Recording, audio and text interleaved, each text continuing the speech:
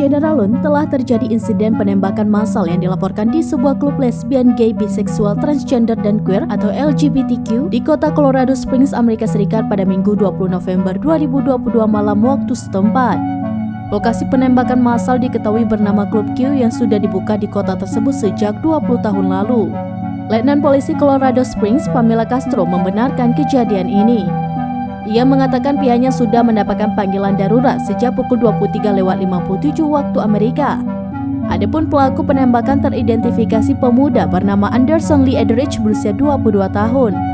Pihak kepolisian belum bisa mengungkap motif penembakan ini karena masih melakukan pendalaman. Meskipun demikian, pihak terkait berjanji akan mengusut tuntas kasus ini.